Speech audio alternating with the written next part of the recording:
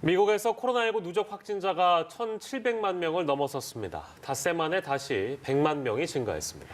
네, 마크롱 프랑스 대통령의 확진 판정으로 그 여파가 유럽 주요국 지도자로 확산될 우려가 커지는 가운데 유럽연합 EU 회원국들이 27일 백신 접종을 시작합니다.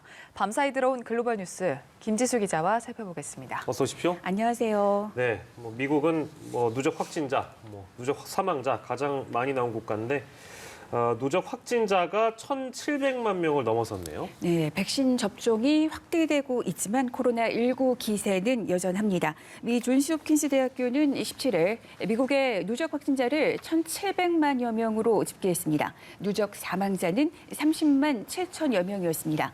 미국에서는 지난 12일 누적 확진자가 1,600만 명을 넘겼는데 불과 닷새 만에 다시 100만 명이 증가하며 이날 1,700만 명을 넘어섰습니다. 지난 1월 20일 미국에서 첫 확진자가 나온 뒤 100만 명을 넘길 때까지 98일이 걸렸는데 이후 100만 명 증가에 걸리는 시간이 계속 짧아지고 있습니다. 이처럼 폭발적인 확산은 가을과 겨울 대유행 속에 최대 명절이었던 추수감사절까지 끼면서 가족 친지들과 만나 어울린 여파로 풀이되고 있습니다. 전날인 16일로 최악의 지표들이 쏟아졌습니다. 이날 미국에서는 24만 7천 명의 신규 확진자가 나오며 최대를 기록했고 사망자도 3,600명으로 역시 가장 많아졌습니다. 코로나19 입원 환자도 11만 3천 명으로 역시 최대였습니다. 전문가들은 크리스마스 연휴가 또 다른 고비가 될 수 있다고 경고하고 있습니다.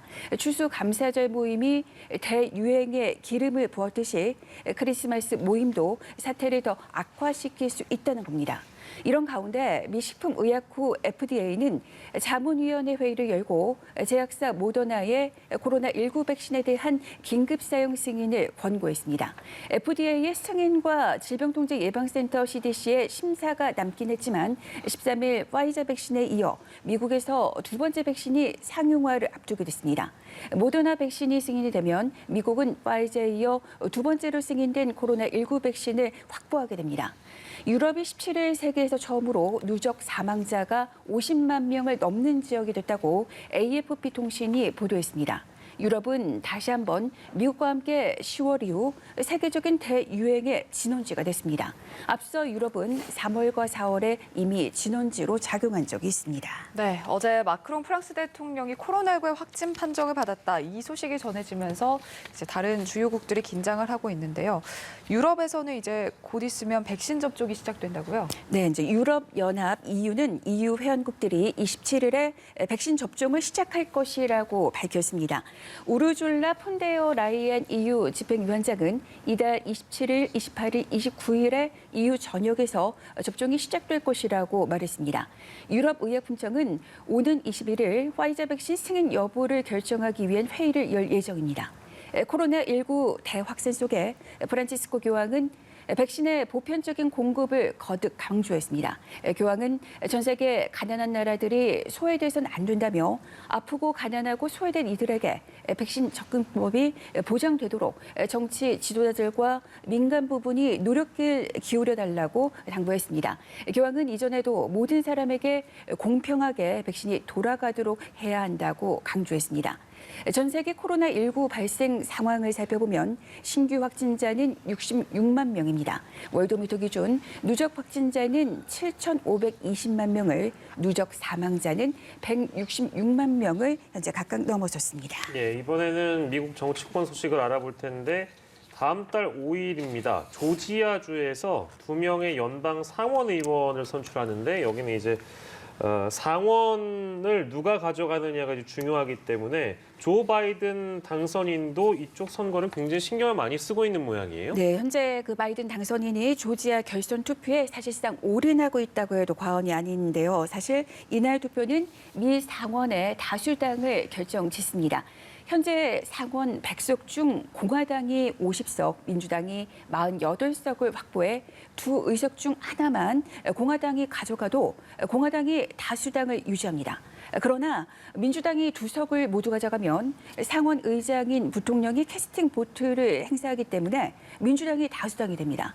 공화당이 상원 다수당이 되면 바이든 신임 행정부의 국정 운영엔 부담이 될 수밖에 없습니다. 따라서 바이든 당선인이 주요 공직자 인사에 대한 인준을 비롯해 각종 행정부 정책을 통과시키려면 하원에 이어 상원 장악이 무엇보다 중요합니다. 그렇기 때문에 바이든 당선인이 공을 들일 수밖에 없습니다. 바이든 당선인은 민주당 후보를 당선시켜달라는 내용의 광고에서 대통령 취임 첫날 국민 건강 대응에 필요한 충분한 자금을 지원하는 코로나19 구제 법안에 서명할 준비가 돼 있다며 이 일을 마무리하려면 상원의 원옥과 오스프가 필요하다고 말했습니다. 여기서 원옥과 오스프는 민주당 조지아주 상원 의원 후보로 이 두 명은 다음 달 5일에 결선 투표를 치르게 됩니다.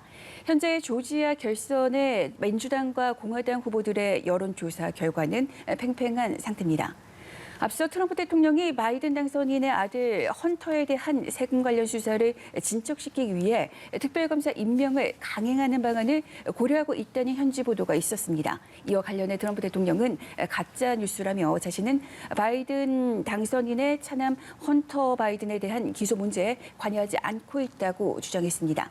특검 임명 권한은 법무부 장관에게 있지만 트럼프 대통령은 특검을 직접 임명할 수 있는 가능성까지 따져보는 것으로 알려졌습니다. 윌리엄 바 법무장관은 최근 트럼프 대통령에 의해 사실상 경질된 상태입니다. 네, 미국 의회도 곧 새로운 임기를 시작할 텐데요. 하원이 임기가 종료가 되면서 이 하원에서 발의됐던 한국전 종전선언 결의안도 폐기될 것으로 보인다고요. 네, 그러니까 지난달 선출된 하원 의원들이 다음 달 3일에 임기를 시작해서 새 의회가 출범하게 되면 이전 회기의 법안이나 결의안은 자동적으로 폐기됩니다. 한국 전쟁 종식과 평화협정 체결을 촉구하는 이 결의안은 지난해 2월 2차 북미 정상회담 직전 로카나 민주당 하원 의원이 발의했습니다.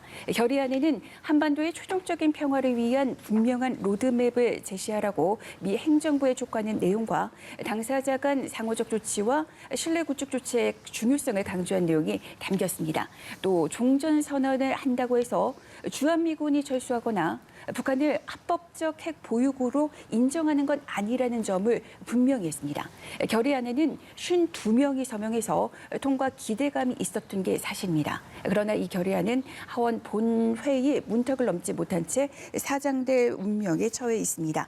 무엇보다 종전선언에 대한 미 의회의 공감대 부족이 원인이라는 지적이 나오고 있습니다. 북한 비핵화에 실질적인 진전이 없는 상황에서 종전선언은 시기상조라는 인식이 반영된 결과라는 겁니다. 특히 한미동맹 결의안 2건이 종전선언 결의안보다 1년 이상 늦은 지난 6월 발의됐는데도 불구하고 지난달 하원을 무난히 통과한 것과 대비되고 있습니다. 종전선언 결의안에 서명한 의원은 민주당 소속이 51명이지만 공화당은 1명에 그쳐 초당적 공감대가 이루어지지 않았다는 지적도 나왔습니다. 예, 마지막으로 대북전단 살포 금지법과 관련해서 얼마 전에 한국을 방문한 스티븐 비건 미 국무부 부장관 우려를 밝힌 적이 있다면서요? 네, 스티븐 비건 미 국무부 부장관이 최근 방한 기간에 대북전단 살포 금지법에 대한 미 행정부의 우려를 비공식적으로 전달했다고 워싱턴 포스트가 전했습니다. 대북전단 살포 금지법으로 불리는 남북관계 발전법 개정안은 북한에 전단이나 물품을 보내면 징역형에 처하도록 했습니다. 워싱턴 포스트는 현재까지 트럼프 행정부는 이 문제에 관해 공식적으로 어떤 언급도 하지 않았다면서 비건 부장관이 우려를 전달한 건 법 통과 전이었다고 보도했습니다. 특히 이 신문은 법 통과가 워싱턴의 반발을 촉발하고 있는 요인이 되고 있다며 미국 의원들과 비정부 기구들은 한국이 김정은 북한 국무위원장을 달래기 위해 언론의 자유와 인권을 희생시키고 있음을 우려한다고 그런 분위기를 전했습니다. 게다가 국가민주기금회를 비롯한 북한 인권 관련 비정부 기구들은 대북전단 살포 금지법 국회 통과로 북한이 더 많은 비민주적인 요구를 하는 데 있어 대담하게 만들 것이라고 지적했습니다. 네, 지금까지 글로벌 브리핑의 김지수 기자와 함께했습니다. 고맙습니다. 고맙습니다.